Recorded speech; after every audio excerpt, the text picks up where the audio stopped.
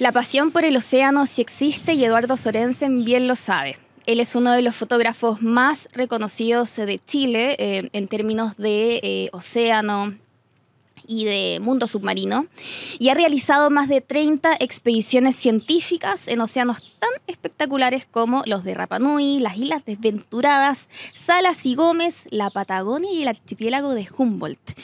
Bueno, hoy nos acompaña para poder conversar con nosotros. ¿Cómo estás, Eduardo?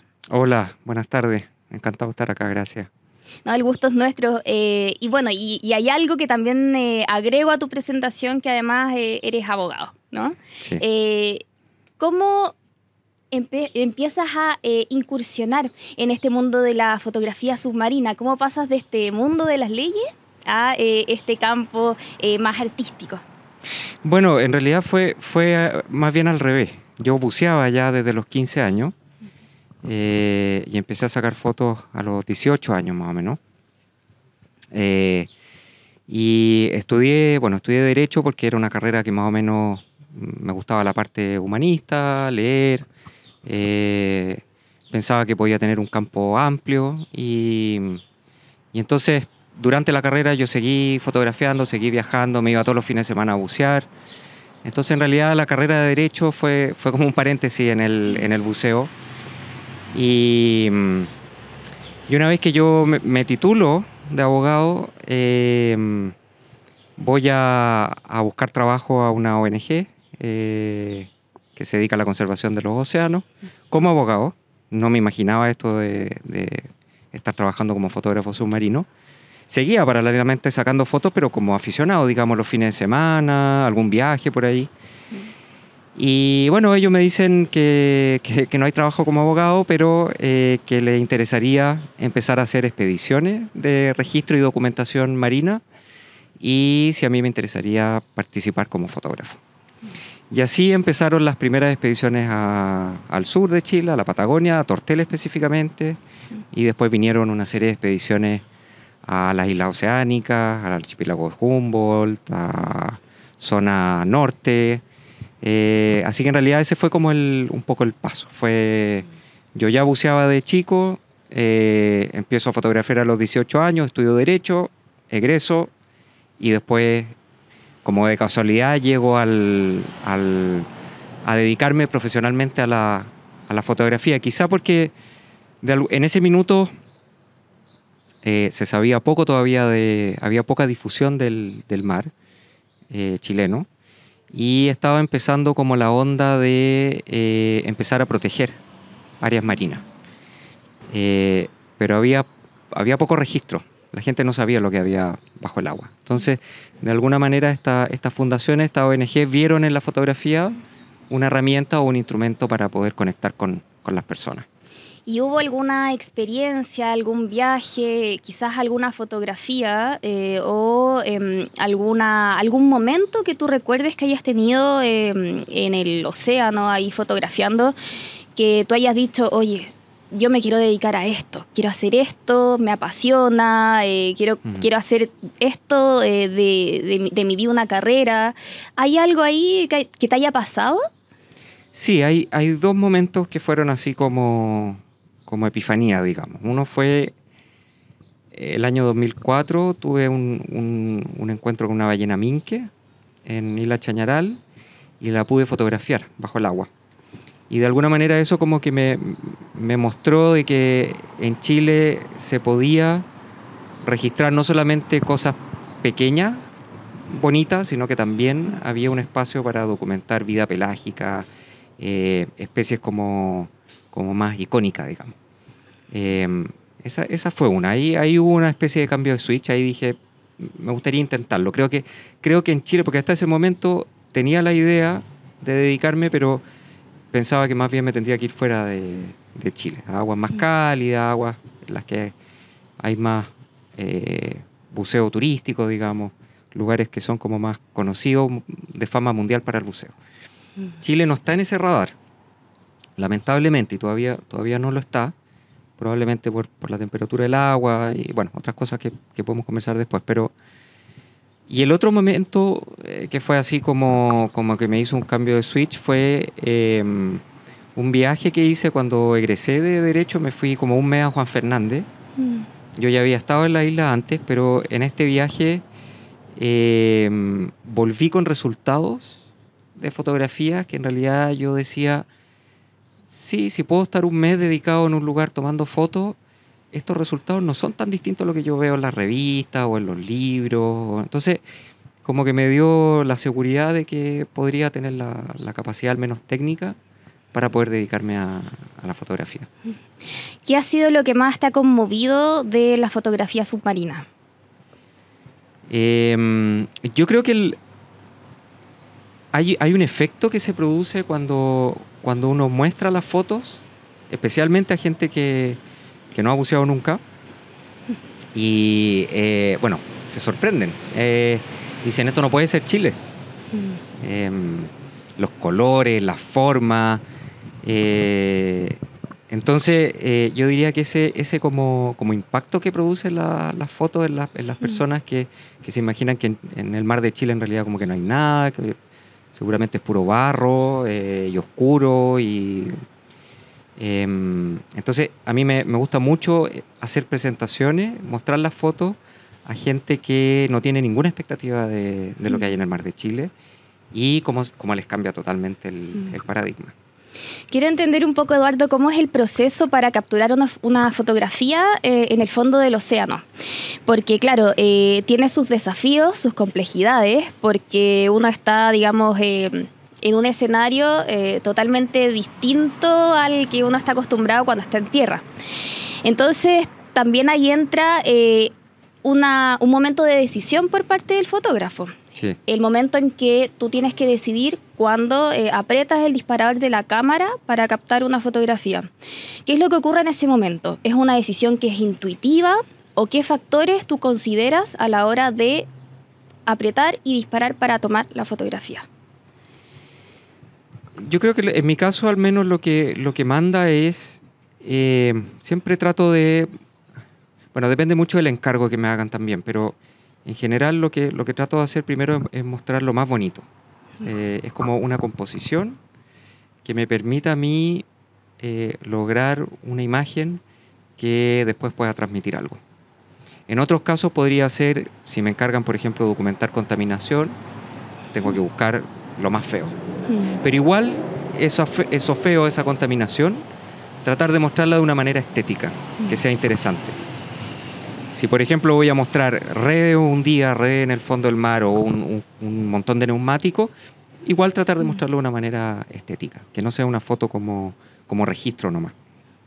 Que finalmente que la foto transmita algo. Y lo otro, de qué es lo que me hace cuando decido hacer el clic, digamos, apretar el botón, que es una decisión importante porque uno bajo el agua tiene un tiempo limitado, tiene el tiempo que le dura la botella de aire. Claro. Y que son entre 40 y una hora, puede ser 40 minutos, y si uno va más hondo puede ser mucho menos, pueden ser 15 minutos, 10 minutos. Entonces, hay que... ahora eso te lo da la experiencia. Ensayo y error, equivocarse y después aprender cómo administrar las fotos. Y finalmente es una mezcla entre una decisión racional, digamos, de que ya tengo la composición hecha y todo, porque eventualmente podría aparecer algo que yo inesperado. Me ha pasado, de hecho, estar en la Patagonia buceando y que de repente aparece un delfín austral por al lado. Y ahí hay que, hacer el clic nomás, registrarlo, documentarlo y aprovechar el momento. Así que uno siempre está ahí bajo el agua como navegando en decisiones. Tú hablabas en un momento de la contaminación. Sí. Plástico, basura.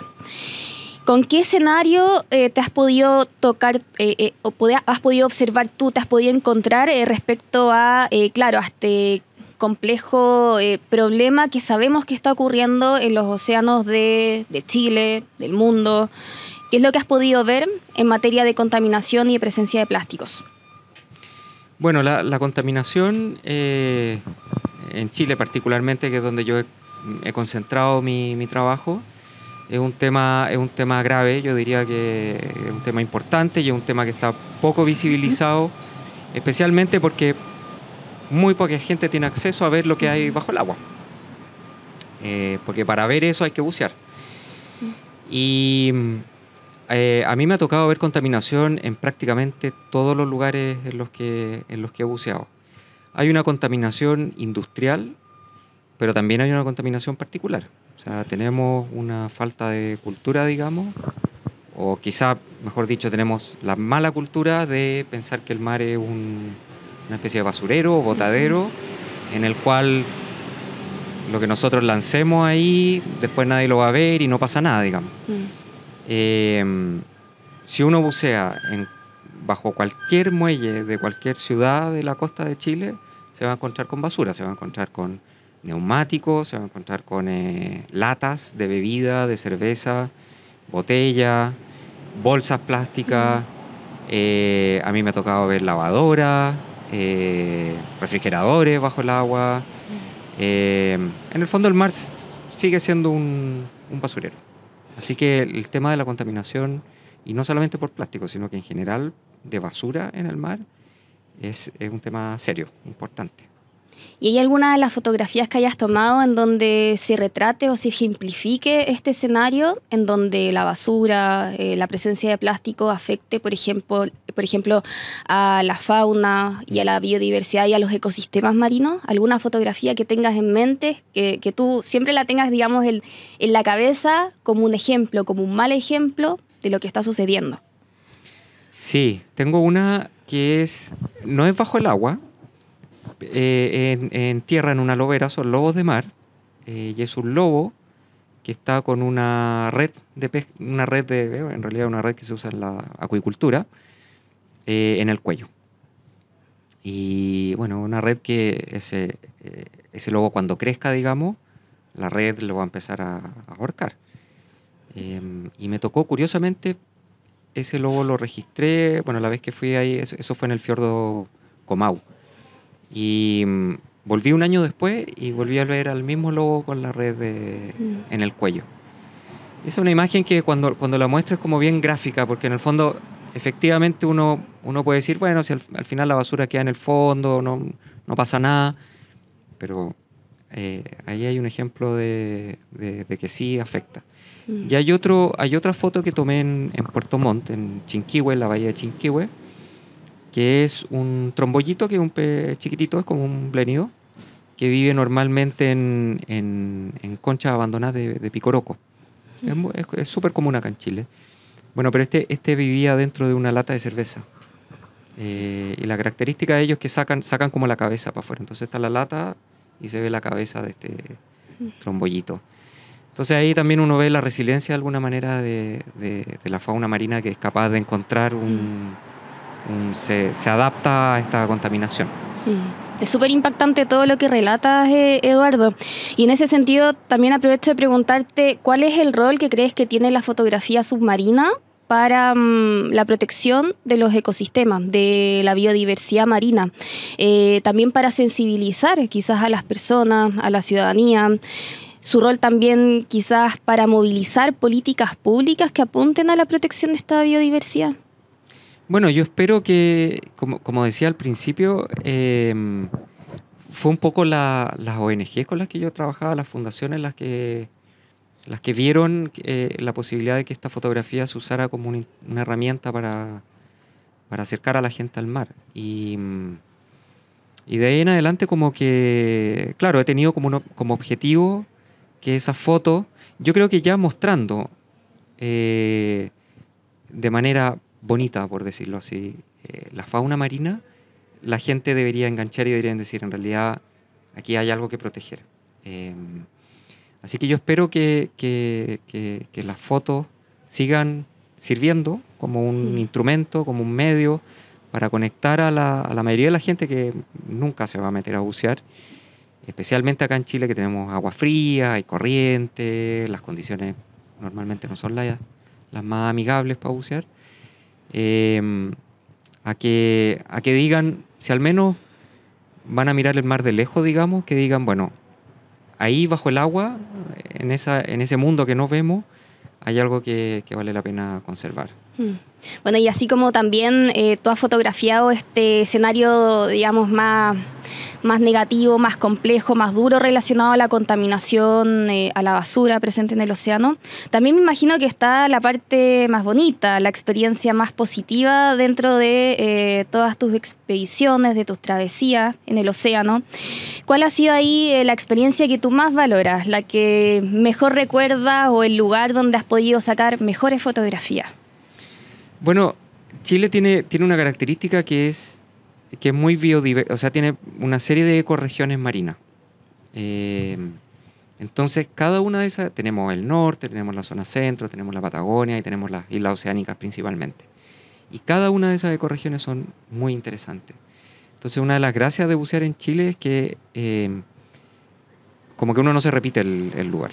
Si yo buceo en islas oceánicas y después buceo en la Patagonia y después buceo en el norte, son totalmente diferentes. Así que me cuesta mucho tener como un lugar, decidirme por un lugar preferido. Tendría que mencionar la Patagonia de todas maneras. Hay lugares que son preciosos, Melimoyu, el Canal Beagle, Punta Arenas, las islas Guaitecas, son muchos lugares muy bonitos.